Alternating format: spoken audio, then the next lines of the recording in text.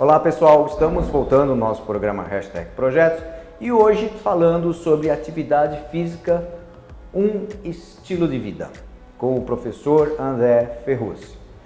André, como a gente estava falando, é bastante importante, a gente até iniciou falando sobre a importância geral, né, de ter uma atividade física. Falamos sobre a musculação como uma base, né, para tudo, ou você pode ter como única opção ou como também uma forma de você fortalecer o músculo para outras atividades. É importante dizer também da função de um profissional, né, que tenha realmente competência, porque antigamente eu lembro que tinha, vamos dizer assim, um professor, muitas vezes era um prático, né? E isso, com certeza, com a modernidade, a facilidade das pessoas fazerem uma faculdade, um curso, um mestrado até, isso vai dar mais conteúdo e um porquê das coisas, né? Por que você faz desse jeito, por que você faz daquele jeito. Não é só um conhecimento prático, mas é um conhecimento teórico do que causona. E aí eu queria perguntar para você, eu pensando naquele médico, né, de fica até preocupado de mandar cair na mão errada, da preocupação também com as lesões. Então, quando o profissional ele conhece e vai orientar o teu aluno e sabe a finalidade para que é, ele tem os cuidados com as lesões. Como é que é essa parte? É assim, se a gente falar de musculação, a postura é um dos principais cuidados que a gente tem que ter na hora de fazer um exercício físico, né? Então, tá com a coluna ereta, dependendo do movimento, né? Ou angulação de joelho, angulação de cervical, né? Porque às vezes a pessoa ali tá fazendo uma atividade física, tá olhando para o lado, tá conversando e ela não tem essa atenção que ela deveria ter, né? Então é importante o profissional sempre estar orientando ali, né? Com relação à postura, e o outro aspecto é a mecânica do movimento, né? Então, se é o cotovelo mais levantado, mais abaixado, né? A forma de você agachar, de você deixar a coluna mais estendida, a coluna mais curvada, né? Então, toda a biomecânica da movimentação ali é super importante para evitar as lesões, bem como a postura. Então, tem também essa parte de impulso, né? Também impacto, na verdade, né? Parte de impacto. Dependendo da sua estrutura muscular, você pode ou não fazer determinados esportes mais agressivos ou com mais aventuras, né? Que é uma área também que você desenvolve bastante. Isso. Então vamos agora começar a falar um pouco sobre esses complementares, né? É claro que a gente sempre vai retomar a musculação, mas a gente sabe que você, mesmo dentro da academia, você desenvolve outras modalidades. Perfeito. Você tem o squash. Isso, temos o squash, temos a escalada também. Escalada. Que são mais esportivos, né? E temos também lá a parte de treinamento funcional, que é um pouco parecido com a musculação, né?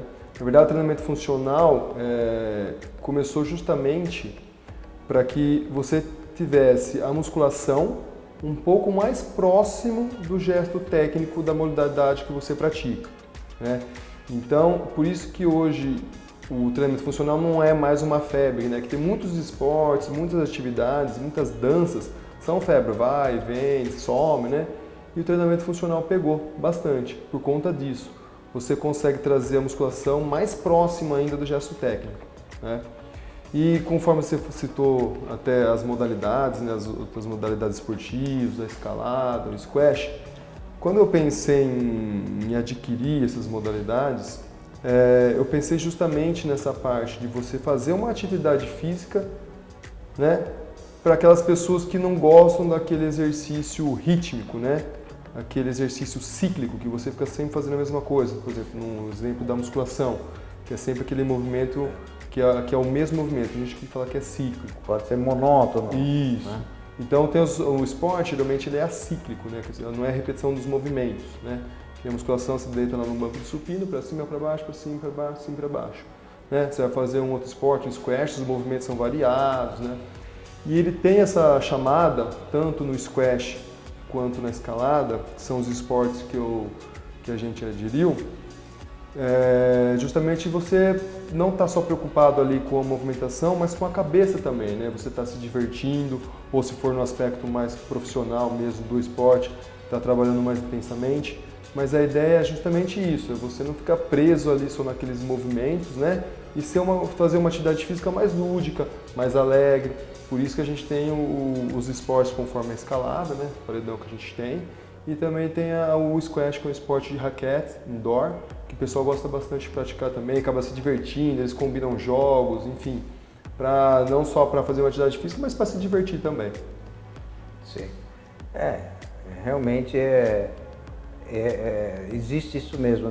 Tem pessoas, por exemplo, que, vamos dizer, não gostam de academia, no caso que, por exemplo, você vai numa esteira, por exemplo, né? Você está ali no mesmo lugar, você fica ali, pode ficar 10, 15, 20 minutos, meia hora, e de repente você pode correr na rua, né? No caso, realmente, do squash, vamos falar um pouquinho do squash, que é uma atividade que a gente percebe que está crescendo cada vez mais, né? Que é esse tênis, que tem a raquete, vamos dizer, seria meia quadra de tênis, menorzinha, com as paredes, e ali é muito corrido, deve queimar muita caloria ali, né? E como é que é? Fala um pouquinho mais sobre isso. Eu vou contar um pouquinho da história do squash, que eu acho muito legal. O squash surgiu em Londres, né, na cidade de Harrow, e tem uma outra história que é que eu gosto de contar, que o pessoal esconde um pouco por questões de marketing, mas eu acho até que é o contrário. Eu acho que quando você conta essa história, eu acho que mostra mais o que é o squash mesmo, né? O squash surgiu, na verdade, dentro de uma prisão. Se você olhar uma quadra de squash, ela parece uma cela, ela tem o formato e as dimensões praticamente de uma cela. O que aconteceu? Alguns tenistas na Inglaterra que foram presos, gostavam do esporte e não queriam praticar, não deixar de praticar o esporte. Então eles improvisaram um tênis dentro de uma cela como se fosse o mais próximo possível. Aí a Universidade de Harrow, aí sim, vendo que estava dando muito certo, e é um esporte muito dinâmico, muito mais versátil, com muito mais agilidade, com muito mais resistência, com muito mais queima calórica, opa, vamos desenvolver um esporte aí. E obviamente o esporte foi se desenvolvendo, tipo de parede, tipo de bolinha, tamanho de bolinha, raquete, né? Então ela vem originária do tênis, né? E ela foi se modificando dentro dos padrões para que ficasse cada vez mais agradável e cada vez melhor, né? E foi pelo mundo afora, foi se difundindo, por quê? O squash você consegue trabalhar ele num espaço bem menor que o tênis, né? E como o squash é indoor, né? Então não depende de chuva, de tempo, de frio. O tênis, se você não tiver uma quadra coberta, num dia de chuva você não consegue praticar. Então você pega em países muito frios, Europa, Estados Unidos, Canadá, o esporte cresceu demais, né? E no Brasil vai crescendo cada vez mais, né? Os condomínios em São Paulo hoje, todos os prédios, né, cidades grandes, vão fazendo os prédios, os condomínios, vão colocando a quadra de squash, porque você consegue fazer um espaço muito menor que a quadra de tênis, e é o que as pessoas mais estão praticando hoje, devido a essa queima calórica que ele tem, desenvolve coordenação, desenvolve equilíbrio, desenvolve força, desenvolve potência. Então ele é considerado o esporte mais completo do mundo, né? A revista Forbes fez um estudo há alguns anos atrás, qual seria o esporte mais saudável do mundo. Pegaram médicos, fisioterapeutas, professores de educação física e deram pontuações para várias áreas, né? Todas as capacidades físicas ali, de força, de potência, de risco de lesão, e foram dando notas para todos os esportes. E o squash ficou em primeiro lugar como o esporte mais saudável por todas as pontuações altas que ele teve, né? No quesito queima calórica, no quesito força, no quesito explosão muscular, equilíbrio, coordenação. Então, por isso que o esporte vem crescendo muito, né, Júnior? E é para todas as idades, assim, ou exige demais para um... Não, para todas as idades.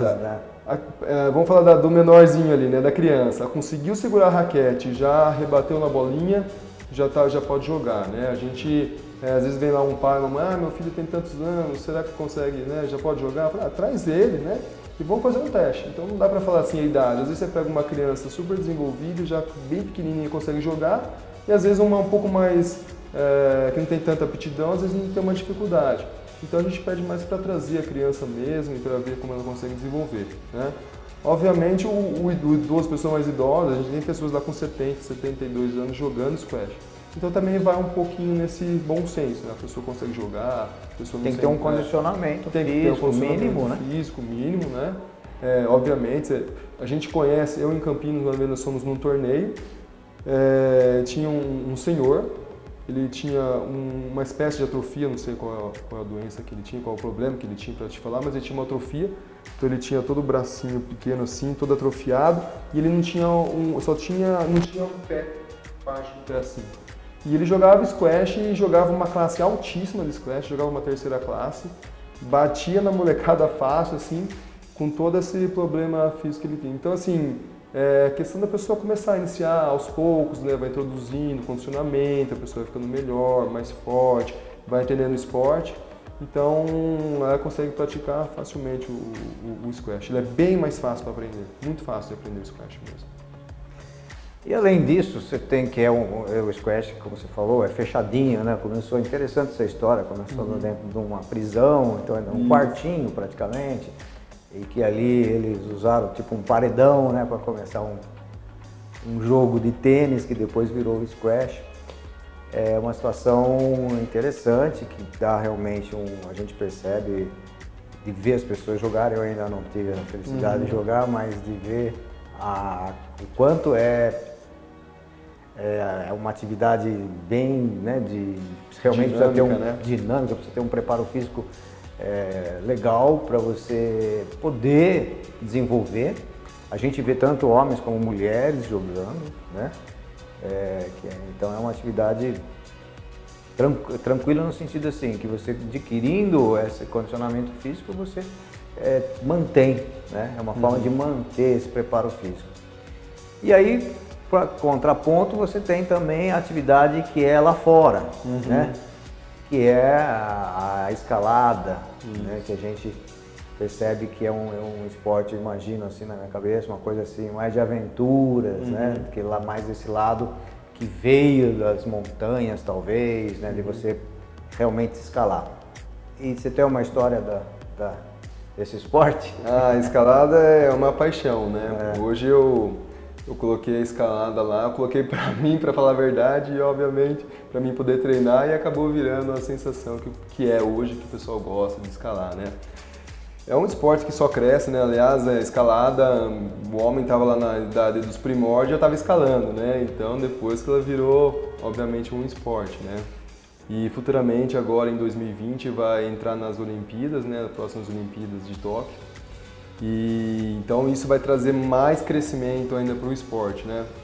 Eu comecei a praticar escalada, na verdade, um dia eu estava na primeira ano de faculdade, e era um domingo, estava um calor, e eu lá assistindo televisão.